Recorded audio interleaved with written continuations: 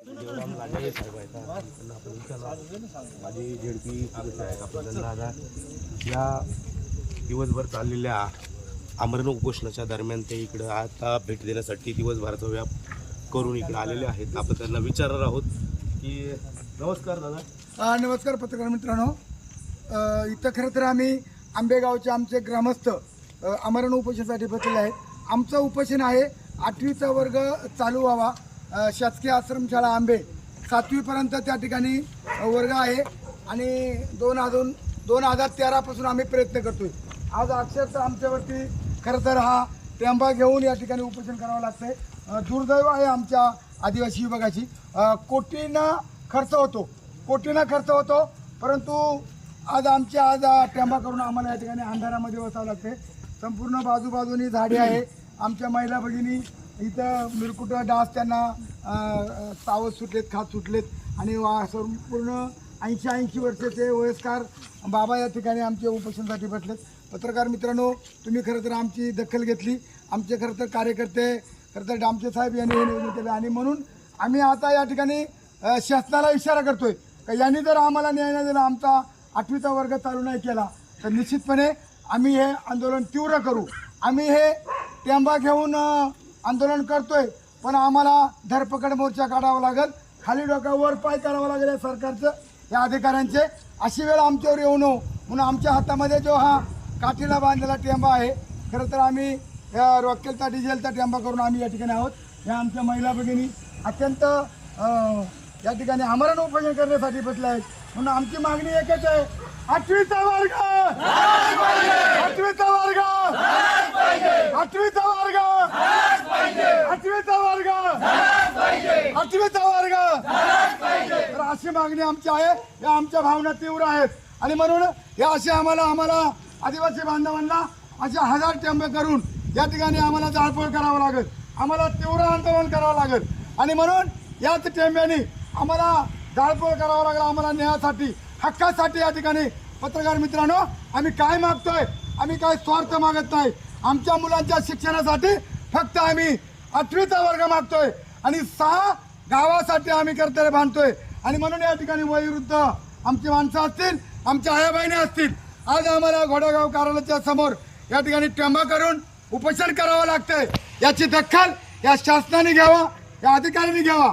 शासनाने जर दखल नाही घेतली तर याचे परिणाम शासनाला भोगावे लागतील.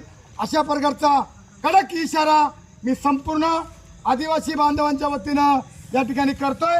मी अधिकचं काही नाही बोलताना पत्रकार मित्रांनो, अरे सरकारचं करायचं काय? अरे सरकारचं करायचं काय? अरे सरकारचं करायचं काय? अशा प्रकारच्या तीव्र भावना आमच्या आहेत. आम्ही जे बोलतोय हे आमच्या विद्यार्थ्यांसाठी, आमच्या शाळेसाठी बांधतोय. आम्ही कुठलाही या ठिकाणी स्वार्थ नाही. म्हणून पत्रकार मित्रांनो, आपण सुद्धा मीडियाच्या माध्यमातून या ठिकाणी रात्री 10 वाजता आलो.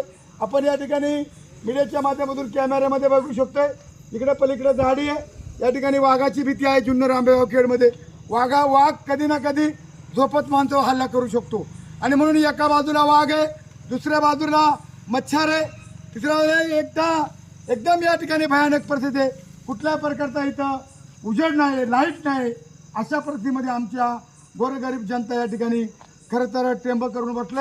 या ठिकाणी मी अधिक काय बोलता परत एकदा मी या ठिकाणी या आमच्या 2 दिवसामध्ये न्याय नाही भेटला तर आमच्या आंदोलन हे तीव्र होईल. इथं उपोषणला एवढी माणसं भेटला 100 हजाराच्या संख्येने लोक धरपकड मोर्चा काढतील, आंदोलन करतील. अशा प्रकारचा इशारा संपूर्ण पुणे जिल्ह्यातून, महाराष्ट्रातून असणाऱ्या संपूर्ण आमच्या जेवढ्या आदिवासी संघटना आहेत त्या येऊन या ठिकाणी तीव्र आंदोलन करतील. जय हिंद, जय महाराष्ट्र, जय आदिवासी. लांडे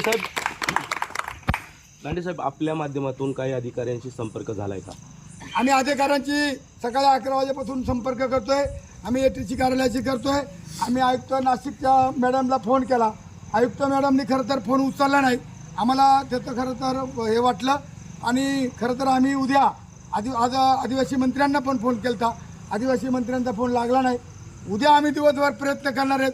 परंतु आमचं ठाम मत आहे की आम्ही 8वीचा वर्ग सुरू झाल्याशिवाय आम्ही उठणार नाही.